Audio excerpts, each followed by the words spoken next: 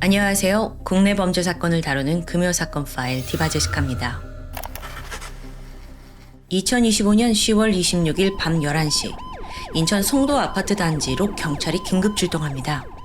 15분 전에 한 남성의 신고가 접수됐기 때문인데 통화 속에서 그가 남긴 말은 단 한마디였어요. 여기 지금 빨리 와주셔야 할 것 같아요.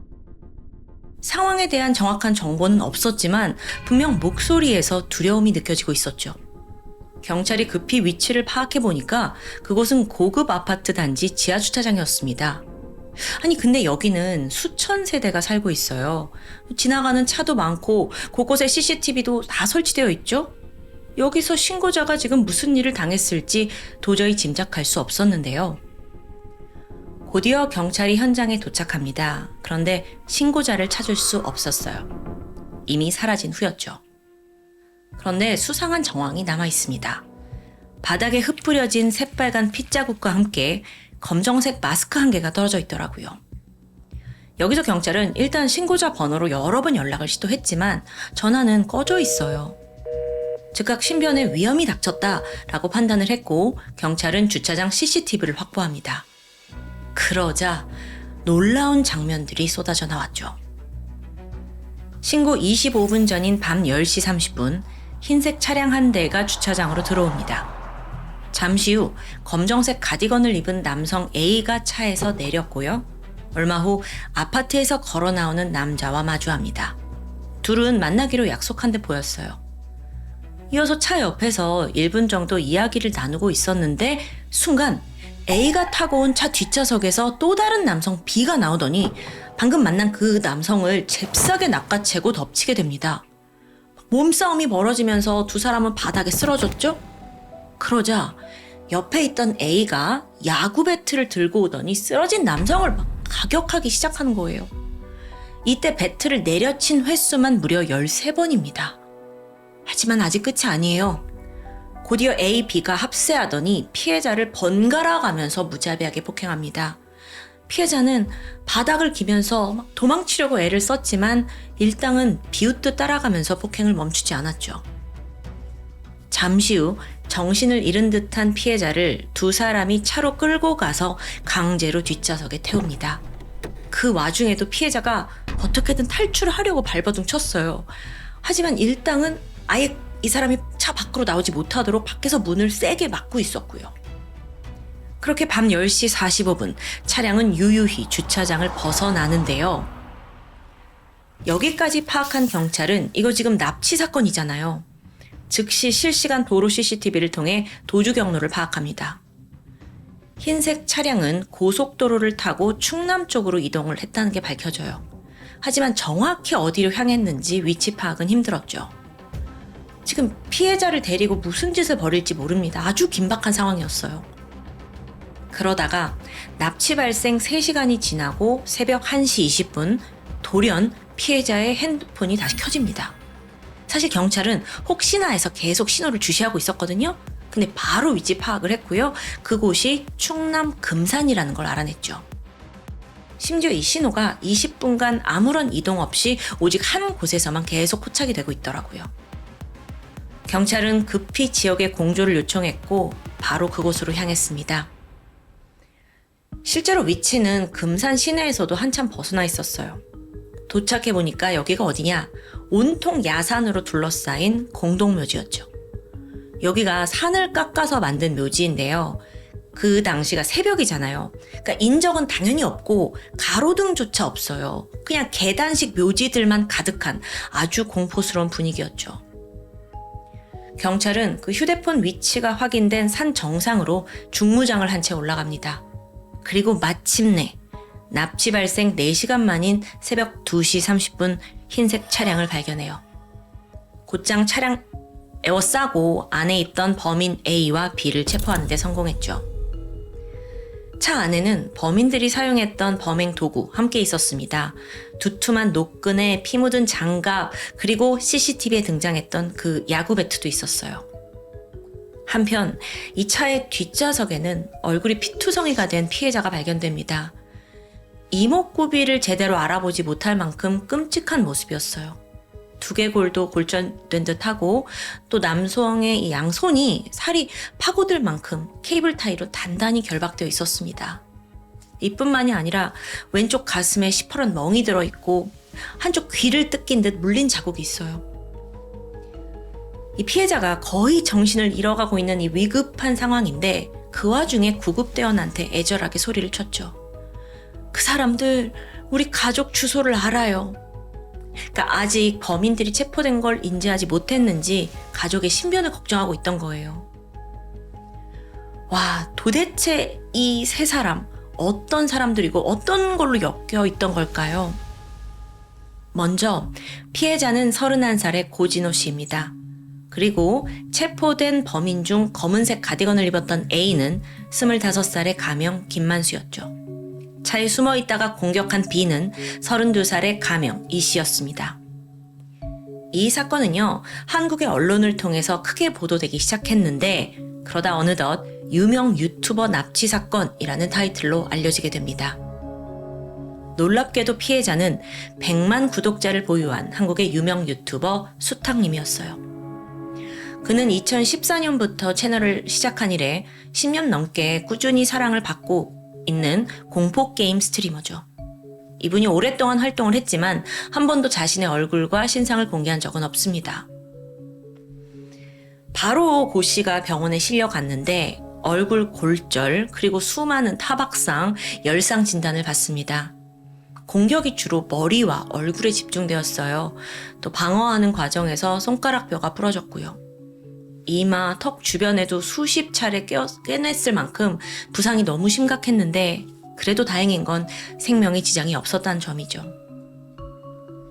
사건을 접한 많은 사람들은 그가 범인과 어떤 관계였는지 또 무슨 일 때문에 이게 이렇게 된 건지 관심을 갖기 시작합니다.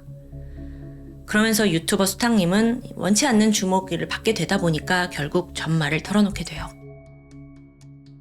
오랫동안 유튜버 활동을 하면서 슈퍼카에 관심이 컸던 고진호 씨는 어떤 특정 차량을 드림카로 희망하고 있었습니다. 근데 이게 쉽게 매물이 나오지 않는 희귀한 차종이래요.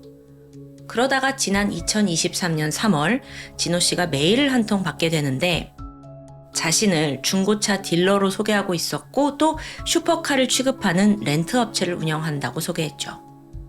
그 인물이 바로 앞서 검거된 김만수였습니다. 그 또한 영업을 위해서 자신의 유튜브 채널을 운영하고 있었는데 그 메일 속 내용이 뭐였냐? 본인이 여러 스트리머들한테 원하는 고급차를 구해줬고 그 외에도 사회적 지위가 높은 상류층과 거래를 하고 있다면서 자신감을 내비추는 거예요. 그걸 보게 된 유튜버 진호 씨는 그러면 내가 원하는 차 구해줄 수 있냐 요청을 했고 머지않아 그 차를 손에 얻게 됩니다. 그렇게 첫 거래는 순조롭게 별 문제 없이 진행이 된 거예요. 그러다 작년 2025년 4월 진호 씨가 또 새로운 슈퍼카에 관심을 갖게 됩니다. 이번에도 김만수에게 연락을 해요. 그래서 지금 타고 있는 차를 팔고 돈을 좀 보탤 테니 차를 바꾸고 싶다라고 의지를 말했죠. 이때 김만수가 그러면 지금 타고 있는 차를 내가 가져가겠다, 내가 대리 판매해 주겠다 라고 제안을 하게 되는데요. 얼마 후 김만수로부터 연락이 왔어요. 원하는 차를 구했대요. 그럼 이제 돈을 지불해야 하잖아요. 그래서 진호 씨는 차 주인한테 2차례에 걸쳐 총 1억 7천만 원을 송금합니다.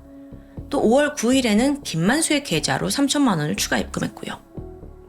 당연히 진호 씨는 그럼 이제 조금만 더 기다리면 차를 받을 수 있을 거라고 생각했겠죠? 그런데 문제가 발생합니다.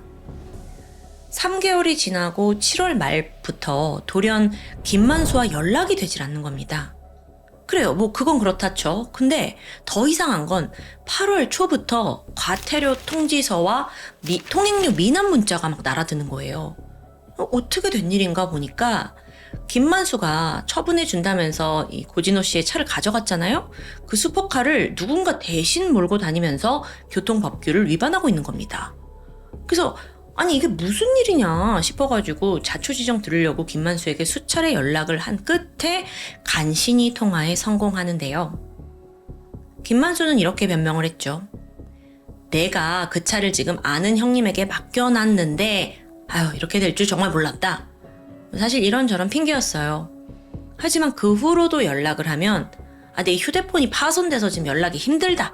내가 심각한 공황장애로 일도 못하고 있다. 이런 식의 핑계만 대고 진호 씨와 대면하는 걸 좀 피하는 듯 하더라고요. 그래서 답답하던 고 씨가 직접 자신의 차가 누구한테 있는지 찾아 나서게 됩니다. 보니까 한 남성이 몰고 다니더라고요. 그래서 진호 씨가 이거 원래 내 차다. 내 차를 돌려달라 라고 요구하게 되는데 이때 그 차를 몰고 있던 남성은 자기는 계약금 5천만 원을 주고 이 차를 받은 거래요. 그러니까 반환을 원하면 5천만 원을 돌려달라고 주장했죠. 사실 고 씨 입장으로는 좀 황당했지만 별 수 없이 일단 5천만 원을 지불하고 차량을 회수해 옵니다. 동시에 애초에 김만수가 이제 새로운 차를 구해주겠다라고 보여줬던 매물 역시 허위였다는 게 드러나요. 그래서 분노한 진호 씨는 김만수한테 연락을 해서 지금껏 낸 돈을 돌려달라라고 요구합니다. 계약금으로 입금한 2억 원 정도의 돈, 그리고 차량 회수금 5천만 원 자기가 더 냈죠. 그리고 주행 거리 감가까지 감안을 해서 4천만 원까지 총 2억 9천만 원을 돌려달라고 요구하게 되는데요. 이때 김만수는 그저 요리조리 빠져나가고 미루기 바빴습니다. 그래서 한 번은 참다 못해서 그럼 이제 변호사 통해서 내가 법적으로 진행을 하겠다라고 하는데 그제야 김만수가 형님 저도 상황이 얽혀서 사람들한테 붙잡혀 있다. 구타당해서 당장 움직이기 힘들다. 조금만 더 기다려달라. 이런 식으로 다소 말이 되지 않는 거짓말을 늘어놓게 됩니다. 그러다 10월 19일 갑자기 상황이 달라졌습니다. 김만수가 먼저 진호 씨에게 연락을 하더니 2억 9천만 원을 모두 현찰로 주겠다는 거예요. 갚겠다는 거예요. 그러면서 돈을 받고 싶으면 화성으로 와달라고 하는데 고 씨는 이게 좀 수상했습니다. 화성 어디서 만나자는 건지 그 장소를 검색해보니까 CCTV조차 없는 외딴 산속이에요. 이상하잖아요. 그래서 진호 씨는 단번에 만남을 거절했고요. 너 자꾸 이런 식으로 하면 내가 사건을 공론화하고 법적으로 처리하겠다라는 의사를 밝혔죠. 그때로부터 일주일이 지난 10월 26일 바로 사건 당일입니다. 김만수가 모든 현금 준비됐다. 그러니 내가 고 씨가 사는 곳으로 찾아가겠다고 제안합니다. 그래서 진호 씨는 드디어 이제 일이 해결되나 싶었어요. 근데 여전히 뭔가 좀 찜찜해가지고 그러면 그 준비된 현금을 사진으로 찍어서 좀 보내달라라고 요구했죠. 근데 이때 김만수가 대답하길 카메라가 고장났대요. 그리고 나서 잠시 후 이 두 사람이 원래 이 아파트 정문에서 보기로 했습니다. 근데 김만수가 내가 지하 주차장으로 잘못 들어왔으니까 그쪽으로 나와달라고 요청합니다. 그렇게 지하 주차장에서 두 사람이 결국 마주한 거예요. 이때 김만수가 인사를 하더니 내가 차 안에 지금 돈가방 있다 라면서 그를 데려갑니다. 그래서 살짝 고 씨가 차 안을 봤는데 2억 9천만 원을 담기에 가방이 너무 작아 보이는 거예요. 게다가 차량 뒷좌석에 수상한 남성이 타고 있다는 걸 발견했고요. 그래서 이게 심상치 않구나를 느낀 유튜버 고진호 씨가 재빨리 112 신고를 걸었습니다. 그러자 뒷좌석에 있던 이 씨가 튀어나와서 달려든 거예요. 그 다음의 상황은 그야말로 지옥이었습니다. 남성이 끈으로 고 씨의 목을 막 힘껏 조르면서 공격을 했고요. 두 사람이 뒤엉킨 동안 김만수가 야구 배트를 가져와서 마구 휘둘렀고요. 정말 무슨 영화에나 나오는 너무 공포스러운 장면이에요. 그 사이 고 씨는 정말 내가 이들 손에 죽을지도 모른다라는 극한 공포에 휩싸였죠. 그렇게 3시간 후 그가 납치되어 도착한 곳은 금산에 있는 공원 묘지였습니다. 이곳에 도착한 일당은 결정적인 실수를 하나 저지르거든요. 그러니까 고 씨 가족과 지인에게 대신 메시지를 보내야겠다라는 생각으로 그의 핸드폰 전원을 킨 겁니다. 그런데 이걸 경찰이 계속 추적하고 있었던 거고요. 그렇게 극적으로 경찰이 나타나면서 사건은 마무리가 된 건데요. 체포됐을 당시 김만수는요, 끝까지 변명을 합니다. 자신이 가해자가 아니라 오히려 고 씨에게 당한 피해자라는 거죠. 그러니까 자기가 고 씨에게 중고 외제차를 사기로 한 뒤에 돈을 줬는데 고 씨가 차도 돈도 돌려주지 않아서 결국 이렇게 됐다라는 주장입니다. 끝까지 변명을 하는 것 같은데 그럼 이쯤에서 함께 있던 그 공범 이 씨는 누구였을까요? 그 사람도 유튜버 고 씨한테 원한이 있었을까요? 그건 아니었습니다. 이 씨는 김만수 쪽의 지인이에요. 근데 신원을 밝혀보니까 의외의 직업을 가지고 있더라고요. 번듯한 육군 부사관 출신이었죠. 자, 먼저 김만수의 평소 행적을 좀 살펴볼게요. 그는 유독 유튜버들의 화려한 삶을 동경한 듯합니다. 그래서 중고차 딜러라는 그 직업을 미끼로 그들에게 접근했어요. 차도 팔고 친분도 쌓을 수 있는 좋은 기회겠죠. 동시에 그는 내 뒤에 든든한 자금줄이 있어서 언제든지 큰 돈을 융통할 수 있다라는 식의 특유의 허세를 좀 부렸는데, 물론 이게 거짓으로 밝혀졌지만요. 현실은 여러 지인한테 수천만 원에서 억 단위의 채무가 있었다고 해요. 또 하물며 유튜버 고 씨에게도 3천만 원만 빌려달라고 애원을 해서 보내준 거고요. 공범 이 씨 또한 빚이 많았다는 점에서 김만수와 공통점이 있습니다. 그렇게 힘든 상황에서 김만수가 다가왔어요. 그러면서 내가 고 씨한테 약점 잡혔고 돈을 갈취당했으니 보복을 하고 싶다. 같이 해서 성공을 하면 보수 1억 원을 주겠다라고 제안한 거예요. 이 씨는 여기에 흔들려서 가담을 했고요. 그리고 또 가담을 했을 때는 관계를 완전 반대로 인식하고 있었죠. 유튜버 고 씨가 나쁜 사람인 것처럼. 그러니까 이 씨 입장은 자기는 그냥 지인을 도우려고 했다라는 건데, 이건 어디까지나 이제 범인 쪽 주장이라 100% 신뢰할 수는 없습니다. 결국 김만수와 이 씨는 살인 미수 및 공동상해, 공동감금 혐의로 구속돼서 검찰에 넘겨졌습니다. 그런데요, 이 사건 아직도 끝이 아니에요. 추가 수사를 해보니까 또 다른 부분이 드러납니다. 이들이 범행에서 사용한 그 차량이 일단 제3자의 명의더라고요. 그의 존재는 36살 가명 박 씨죠. 아니, 그런데 앞서 이 유튜버 고 씨가 2번에 걸쳐 새로운 차 계약금 1억 7천만 원 입금했다고 했잖아요. 그 계좌의 주인이 다름 아닌 박 씨더라고요. 아니, 그렇다면 애초부터 모든 걸 알고 있었던 거 아닐까요?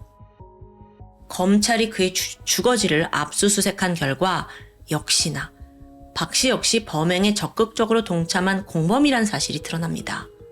그는 심지어 이 씨보다 높은 1억 5천만 원의 성공 보수를 김만수로부터 제안받았어요. 또한 김만수가 고 씨에게 협박을 받은 피해자로 알고 있었다라고 주장하고요. 하지만 이게 정말 사실이었을까요? 검찰의 수사 결과는 충격적이었습니다. 이들의 범행 준비가 상당히 철저했어요. 납치할 차량에 장갑, 노끈, 청테이프까지 다 마련해둔 거죠. 게다가 최종 목표는 납치가 아닌 살인이었던 것으로 수사 결과가 나옵니다. 그러니까 더불어 범행 후에 해외로 아예 도주할 계획까지 세웠고요. 사건 당일 박 씨는 현장에 없었잖아요. 그는 차량을 도난당했다고 신고한 후 일당과 합류하기로 합의를 했습니다. 근데 이뿐만 아니라 이 3명이 얼마나 악질인지를 보여주는 정황이 있는데요. 고 씨를 납치했을 당시 공범 이 씨가 휴대폰에 이런 내용을 검색합니다. 통나무, 귀신 헬리콥터. 무슨 소리예요? 이거 의문의 단어잖아요. 근데 이게 알고 보니까 통나무, 귀신 헬리콥터가 장기 매매를 가리키는 은어라고 해요. 아니, 그럼 지금 납치만이 아니라 살인만이 아니라 장기 매매까지? 너무 소름 돋죠. 결국 여러 정황을 통해서 진실이 드러났고, 검찰은 애초 살인 미수 혐의를 강도 살인 미수로 변경한 뒤 강도 상해 방조 및 폭력 혐의로 3사람 모두 기소합니다. 얼마 전 1심 재판이 열렸는데 이들 모두 자신의 혐의를 대부분 인정했고요. 검찰은 이 사건의 범행 동기로 주범 김만수가 돈을 돌려달라는 고 씨의 요구에 앙심을 품고 살해를 시도했다고 판단합니다. 이들은 현재 1심 재판 결과를 기다리고 있죠. 악몽 같은 끔찍한 고통을 겪은 유튜버 고 씨는 사건이 발생한 이후 이사를 했고요. 현재는 몸을 회복하면서 전처럼 활발하게 방송을 진행하고 있습니다.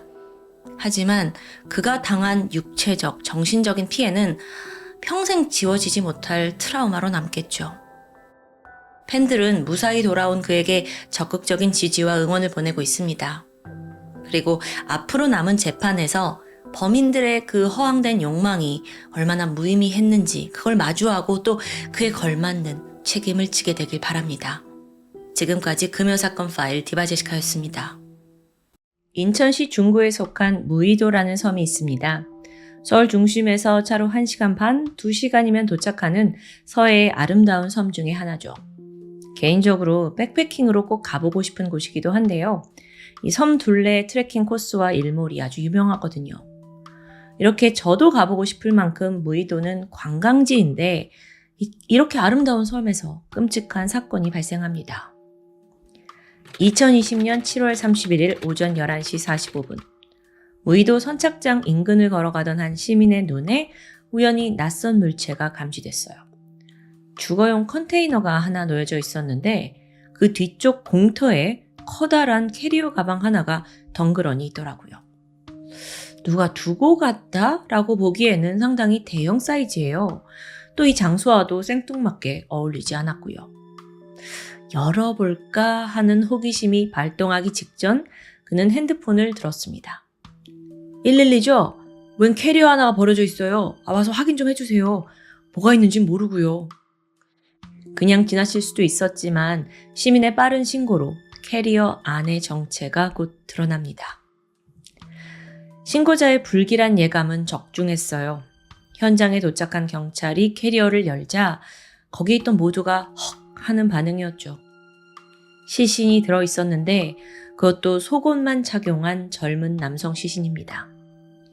당시는 7월 말이었어요. 열대야가 지속되던 한여름이긴 했는데 얼마나 여기 있었는지 모르지만 그 날씨의 부패 속도가 평소보다 좀 빠르게 진행될 가능성이 높죠.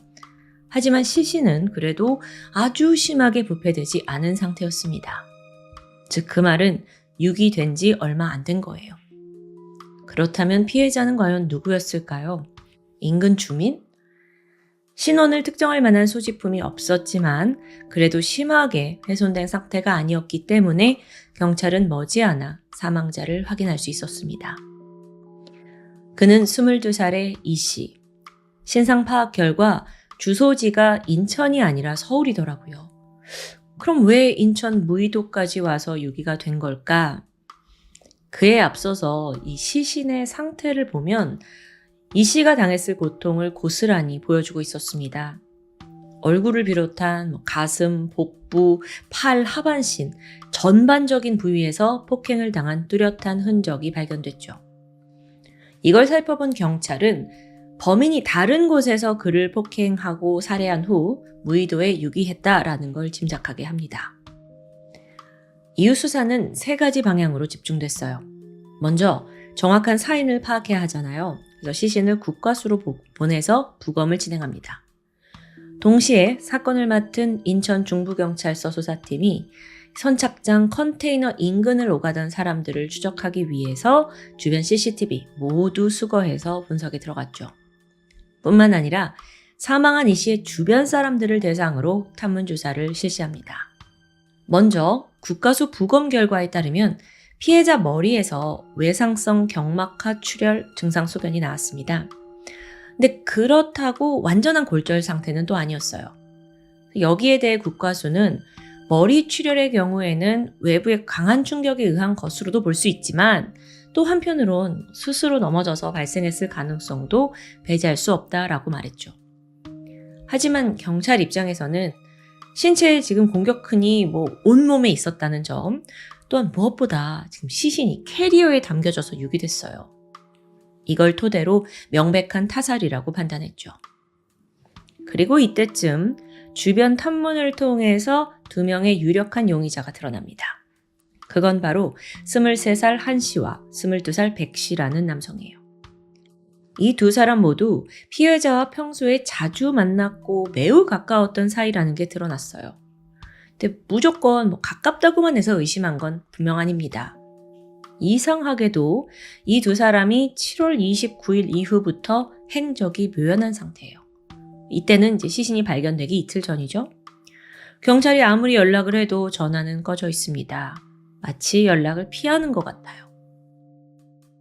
마지막으로 결정적인 단서가 포착되는데 그 CCTV들을 분석한 결과 7월 31일 새벽에 커다란 캐리어를 낑낑 끌고 와서는 그 컨테이너 주변을 걸어가고 있는 2 남성이 확인돼요. 경찰은 감이 딱 왔죠.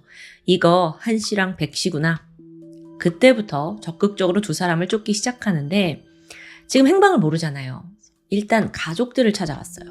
그리고 상황을 설명한 뒤에 아직 젊은 애들이다. 만약에 아들들과 연락이 닿으면 꼭 자수를 하도록 권유해달라라고 강력히 요청합니다. 한편 국과수의 최종 부검 결과가 나오는데 사인은 머리 부위 둔력 손상에 의한 사망으로 판명이 됐습니다. 그러니까 머리에 강한 폭행을 당해서 죽음에 이르렀다는 거죠. 만약에 경찰의 추정대로 한 씨와 백 씨가 범인이라면 이들은 피해자와 둘도 없는 친구였어요. 근데 무슨 이유로 우정이 갑자기 살인으로 변한 걸까요? 시신 발견 이틀이 지난 8월 2일 오후 8시 30분입니다. 서울 마포경찰서에 앳된 얼굴의 두 남성이 쭈뼛쭈뼛 들어왔죠. 고개를 푹 숙인 이 두 사람이 바로 한 씨와 백 씨입니다. 7월 29일에 친구 이 씨를 살해한 뒤 캐리어에 유기했다라는 모든 걸 순순히 자백하게 돼요. 앞서 가족들이 아들들을 설득을 해서 가장 가까운 마포경찰서에 찾아가서 자수를 하게 한 거예요. 두 사람은 즉각 체포되었고 이 사건의 담당인 인천 중부경찰서로 인계됩니다. 20대 초반인 한 씨와 백 씨, 범행 동기가 뭐였냐라는 질문에 걔가요 평소 우리에 대해 자주 욕을 했어요. 돈도 빌려갔는데 갚지 않아서 감정도 좋지 않았고요. 이런저런 일로 갈등이 커졌고 폭력이 오갔고 그 와중에 의도치 않게 이 씨가 사망했다는 게 범인들 주장입니다. 즉 이 말은 살인의 고의성에 대해서는 계속 부인하는 거죠. 얼굴 때렸다, 어깨도 밀쳤다. 근데 이 정도는 또래 남자들끼리 하는 거친 행동이었을 뿐 진짜 죽일 마음은 아니었다는 거예요. 경찰은 이때 그럼 친구의 사망을 언제 알아챘냐라고 물었죠. 그랬더니 때리고 나서 걔가 자는 것 같길래 그냥 내버려 뒀어요. 다음날 일어나 보니까 죽어있더라고요. 그래서 유기한 거고요. 자, 여기까지 들었을 때 꽤 그럴듯한 스토리처럼 보이기도 합니다. 근데 어쩐지 경찰은 이들의 자백을 순순히 믿지 않았어요. 뭔가 숨기는 내막이 있지 않을까? 게다가 한 씨와 백 씨의 태도에서도 뭔가 더 큰 범행 동기가 있다는 직감이 든 거죠. 이런 본능은 정확했습니다. 한 씨와 백 씨, 이들을 악마로 돌변하게 만든 원인 따로 있어요. 근데 그에 앞서서 먼저 세 사람의 관계를 알아보겠습니다. 피해자 이 씨는 지난 2018년 인터넷 SNS를 통해 한 씨, 한건희를 알게 됩니다. 두 사람이 급격히 친해졌는데요. 이유가 있어요. 힙합 매니아라는 힙합이라는 그 공통적인 취향 때문이었죠. 당시 한건희는 래퍼로 활동하고 있을 만큼 꽤 재능을 보이는 청년이었습니다. 힙합 커뮤니티 내에서도 꽤 이름이 좀 알려진 유명인이었다고 해요. 그렇게 서로의 관심사가 같다 보니 빠르게 친해졌는데 관계가 머지않아 어긋나기 시작했죠. 그 이유가 뭔지 아세요? 바로 펜타닐 때문입니다. 당시 이 씨와 한 씨는 그 마약 패치로 알려진 펜타닐 성분의 진통제를 얻어가지고 가열해서 흡입하는 방식으로 복용하고 있었던 거예요. 사실 여러분 아시겠지만 펜타닐은 암 말기, 중증 환자의 통증을 완화시키는 아주 강력한 진통제입니다. 근데 문제가 뭐냐? 중독성도 굉장해요. 그런데 도대체 한 씨와 이 씨는 이런 마약성 진통제를 어떻게 처방받았던 걸까요? 여기에는 또 병원이 관여되어 있죠. 주로 한건희가 경기도 부천에 있는 통증의학과 의원에서 상습적으로 약물을 처방받았다고 합니다. 그러다가 2020년 3월부터는 한 씨의 친구였던 백 씨까지 가담했죠. 이 백 씨가 또 어떤 사람이냐면 그 역시 힙합계에서 나름의 인지도를 가진 일러스트레이터였다고 해요. 한때 슈퍼비와 안병웅 등 유명 래퍼들의 앨범 커버를 그려줬고요. 다양한 앨범 아트 작업에도 참여하면서 활발하게 활동을 하고 있었죠. 그러다가 이제 래퍼 한건희와 친해지게 된 거예요. 어쨌든 그렇게 한 씨, 백 씨, 이 씨 셋이서 가까워졌고 틈만 나면 약을 즐겼습니다. 그러다 문제가 발생했죠. 한건희가 이제 처방을 받으려고 이 병원에 들락거리는 횟수가 잦아져요. 그러니까 담당 의사가 의심을 시작한 거죠. 아니, 딱히 엄청나게 아파 보이지도 않는데 계속 이걸 처방받아 가니까요. 결국 의사는 더 이상 처방 못하겠다고 거부를 해요. 그러자 한건희가 너무도 초조해졌죠. 자, 초조해진 이유는 두 가지가 있는데요. 우선 본인이 심각한 중독 상태였기 때문이에요. 약 없이 어떻게 살지? 싶은 거예요. 근데 또 다른 이유가 있습니다. 사실 펜타닐은 그에게 돈벌이 수단이었어요. 그동안 지인들한테 이걸 유통해서 꽤 짭짤한 돈을 만지고 있었거든요. 이건 형법상 그러니까 단순 마약 중독보다도 더 무거운 범죄입니다. 마약 유통 중간책이 되는 거니까요. 앞서 한건희가 나름 좀 알려진 래퍼라고 했잖아요. 근데 아직은 무명에 불과했어요. 별다른 수입원이 없다 보니까 마약 판매를 통해서 버는 돈이 그한테는 너무 소중한 거죠. 어쨌든 부천 병원에서 거절을 당한 후 그는 새로운 병원을 물색했고 또 생각보다 어렵지 않게 2020년 7월부터 다른 곳을 통해 또 펜타닐을 지속적으로 공급받게 됩니다. 아니, 이거 보면 그 당시만 해도 펜타닐 처방에 굉장히 허점이 많았던 것 같아요. 이때쯤 이씨, 친구 이씨 역시 약물에 심각하게 중독된 상태였어요. 근데 한동안 한건희가 약을 구해오지 못하니까 금단 현상으로 막 힘들어했죠. 그러다 한건희가 야, 나 새로운 거 뚫었어 하면서 병원을 알게 됐다고 하자 자기가 아예 직접 찾아가서 거기서 처방을 받기 시작합니다. 여기서 두 사람의 갈등이 시작되는 문제가 발생해요. 이 씨가 하루가 멀다 하고 그 병원을 찾아가서 펜타닐 처방을 받으니까 이번 의사도 슬슬 의심하기 시작한 거예요. 아, 이거 얘네 혹시? 결국 이 씨, 한 씨에게마저 나는 더 이상 약물 처방 못한다 라고 선언해 버렸는데요. 이게 한건희 입장에서는 청천벽력이죠. 마약 유통이 거의 직업이 되어진 상황에서 그게 안 되면 밥줄이 끊기거든요. 게다가 나도 약을 해야 되고요. 아, 이 새끼 때문에. 그러니까 이때부터 악감정을 품게 된 거예요. 그러면서 이 씨한테 네가 자꾸 쓸데없이 병원 자주 찾아가서 약 다 끊겼다. 너 어쩔 거냐? 화를 냈어요.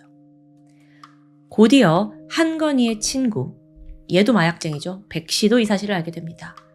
노발대발 분노하는데 사실 백 씨는 평소에도 이 씨를 그렇게 탐탁지 않게 여기고 있었거든요. 그 이유도 좀 하찮은데 지인들한테 뒷담화를 했대요. 그걸 자기가 들어가지고 야, 이 새끼 한번 걸리기만 해봐 하던 중이었어요. 근데 결론적으로 이 씨가 너무 병원을 자주 찾아서 우리가 더 이상 처방을 못 받는다라는 걸 알게 되자 너무 열받는 거죠. 백 씨 본인도 이미 중독자이기도 했고요. 2020년 7월 29일 사건 당일이었습니다. 서울 마포구 홍대 인근에 있는 오피스텔에 모두가 한데 모이게 돼요. 여기는 음악 연습실이다 라는 타이틀을 가지고 있었지만 사실 일당이 자주 모이는 아지트였어요. 그리고 이 아지트에서 남모르게 약을 흡입하고 있었고요. 그렇게 한건희, 친구 백씨, 또 이씨까지 세 사람은 그날 무아지경에 빠집니다. 무려 20회나 넘게 돌아가면서 흡입을 하던 중에 갑자기 분위기가 험악해져요. 약에 취한 한건희가 먼저 이 씨한테 시비를 건 거죠. 근데 그 와중에 또 이 씨도 좀 맞받아치면서 화를 내요. 그리고 그런 중 마침 여기에 가위가 하나 있었네. 취한 상태로 그걸 집어서 이 새끼 하면서 한건희한테 던진 거예요. 이때부터 분위기가 아주 살벌해지기 시작했죠. 제정신이 아니었던 한건희, 마약에 취해 있던 한건희는 이 씨를 막 무자비하게 폭행합니다. 그러다가 돌연 백 씨한테 야, 가서 청테이프 사와. 묶어버리자. 백 씨가 청테이프 사오거든요. 그걸로 이 씨의 양팔을 결박했죠. 이건 이제 더 이상 친구들끼리의 그런 싸움을 넘어서고 있는 거예요. 당시 이 씨는 꼼짝달싹 못하는 무방비 상태가 됩니다. 근데 이걸 보면서 막 한 씨가 꼴 좋다 비웃고 또 계속 폭행을 해요. 그 당시 친구 백 씨는 말리지 않았습니다. 오히려 옆에 서서 같이 욕을 하면서 폭력을 부추겨요. 그러다 결국 나중에는 자기도 폭행에 가담을 했고 이 두 사람이 스테인리스 봉을 막 휘두르면서 이 씨의 머리와 얼굴, 온몸을 보이는 대로 사정없이 때렸습니다. 그런데 더 엽기적인 행위는 이 다음에 발생합니다. 지금 이 씨는 수시간에 걸쳐 지속된 폭행으로 거의 널브러진 상태였고 쓰러져 있었어요. 그러자 한 씨와 백 씨가 막 재밌다는 듯 지인들한테 영상통화를 걸기 시작해요. 야, 내가 진짜 끝내준 거 보여줄까? 그러면서 초주금이 된 이 씨의 상태를 생중계하는 거예요. 찰칵찰칵 사진으로 찍어서 그걸 또 SNS에 올리고요. 이걸 본 지인들도 걱정이 돼서 약간 다그치는 분위기였어요. 야, 무슨 일이야? 애를 이렇게 때리면 어떡해? 당장 병원 데려가. 하지만 이미 이성의 끈을 놓은 한 씨와 백 씨에게 전혀 이 말이 들리지 않았죠. 계속 낄낄거리고 농담만 하는 거예요. 그렇게 오후 2시부터 밤 9시가 될 때까지 이 씨는 계속 당했습니다. 나중엔 기절한 채 그냥 방 안에 방치되어 있어요. 만약 이때라도 병원에 데려갔다면 결과는 달랐을 겁니다. 하지만 한 씨와 백 씨 전혀 그런 생각이 없었어요. 그리고 결국 이 씨는 숨을 거두고 마는데요. 두 사람은 해롱해롱 취한 채 그대로 이 씨 옆에 누워서 잠에 들어버렸죠. 몇 시간 후에 정신을 차리고 일어났는데 야, 얘 죽었나 봐. 이 씨가 숨을 쉬지 않는다는 걸 알아차립니다. 병원에 데려갈까? 야, 근데 이미 죽었는데 소용없지 않아? 경찰에 신고? 그럼 우리 감옥 가는 거 아니냐고. 이러지도 저러지도 못한 상황이죠. 이때 두 사람이 번뜩 저 시체만 처리하면 아무도 범행을 모를 거다라는 생각이 든 거예요.